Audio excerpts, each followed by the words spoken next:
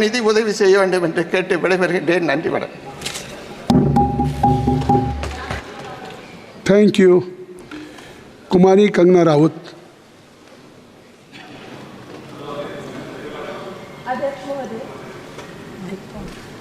अध्यक्ष महोदय, मैं आपकी धन्यवादी हूँ कि आज मुझे आपने 2024 के इस बजट में अपने विचार रखने का अवसर दिया है और साथ ही मंडी क्षेत्र की जनता जिन्होंने मुझे अपना प्रतिनिधि चुनकर यहाँ उनके पक्ष की बात रखने का मौका दिया है, उनकी भी आभारी हूँ. ये जगह मेरे लिए बहुत नई है, मैं एक नई सांसद हूँ, मगर मुझे इस बात का आभास है कि ये जो 18वीं लोकसभा है ये कोई सामान्य लोकसभा नहीं है. इस लोकसभा का जो चुनाव हुआ है उसमें हमारे जो शीर्ष नेतृत्व हैं, हमारे माननीय प्रधानमंत्री श्री नरेंद्र मोदी जी ने लगातार तीसरी बार प्रधानमंत्री बनकर पिछले 60 सालों का जो रिकॉर्ड तोड़ा है, उसके लिए हम सब उन्हें जो है वो हार्दिक बधाई देते हैं. साथ ही बधाई के पात्र हैं हम सब भारतीय जनता पार्टी के लोग जिन्हें ये सौभाग्य प्राप्त हुआ. और मैं ये भी मानती हूँ कि हमारे भारतवर्ष की जनता जिन्होंने एक स्थिर, सहज और सफल सरकार को चुना है और एक संकल्प को चुना है, वो भी बधाई के पात्र हैं.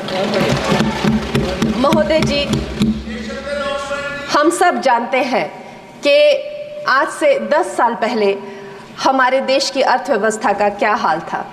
आज से 10 साल पहले हमारी संघर्षशील जो एक चरमराती और एक लड़खड़ाती अर्थव्यवस्था जो कहीं 11वें नंबर पर थी और सारा देश जो है उसको लेकर चिंतित रहता था, पिछले 10 सालों में वो अर्थव्यवस्था 11वें से 5वें नंबर पे आई है और बहुत तीव्रता से जो है तीसरे नंबर की तरफ जा रही है.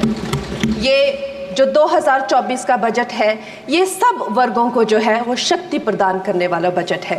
इस बजट से जो है वो हमारी अर्थव्यवस्था को भी तीव्रता मिलेगी महोदय जी.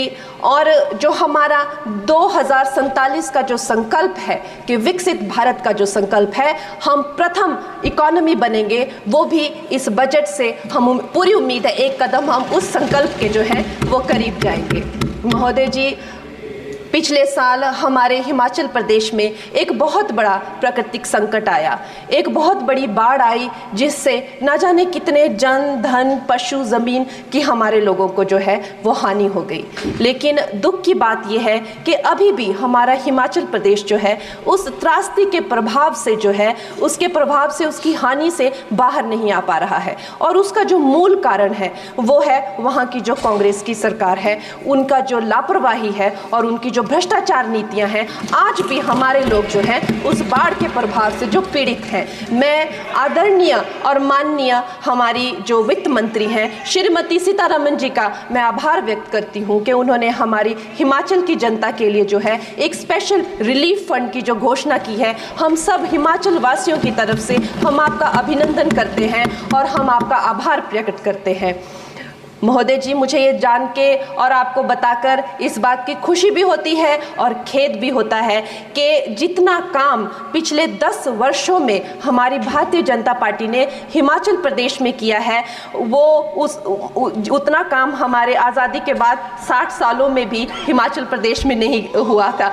आप सब हिमाचल जाते रहे होंगे. Varsha, it is her maiden speech.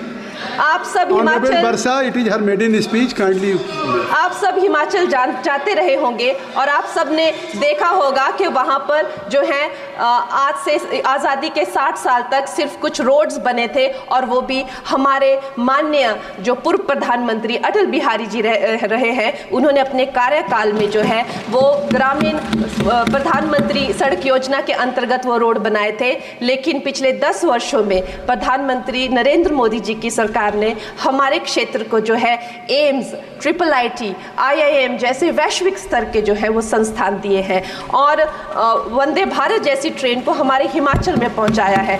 हमारे हिमाचल जैसे छोटे से राज्य को 3,500 करोड़ की लागत का मनाली कीर्तपुर जो है वो हाईवे दिया हुआ है, जिसमें माननीय महोदय जी 5 से ज़्यादा टनल हैं और 37 से ज़्यादा उसमें ब्रिजेस हैं.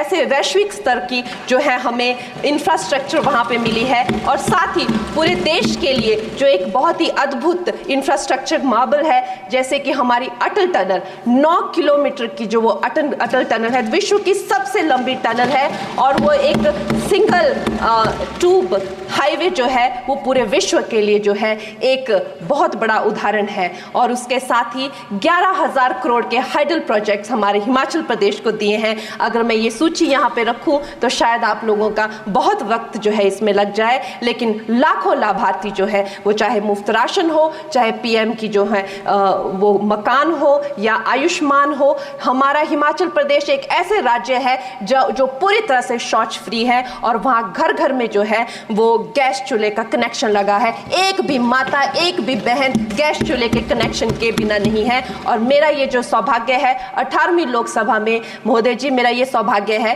कि जब मैं यहाँ पे आई थी तब महिला आरक्षण बिल जो राजनीति में महिलाओं को जो है 33% आरक्षण देता है, वो बिल भी पारित हुआ था। तो मेरे लिए बड़ी ही ये सौभाग्यशाली जो है 18वीं जो लोकसभा है।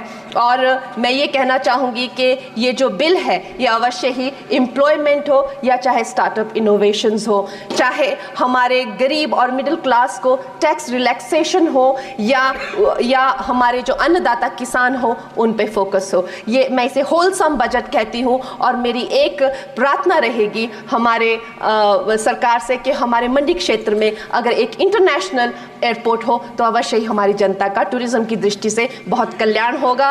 वो हमें ज़रूर इस विषय में सोचें। और मुझे लगता है ये जो बजट है हम हिमाचल के वासी जो हैं इसका पूरी तरीके से जो है वो वेलकम करते हैं। और धन्यवाद।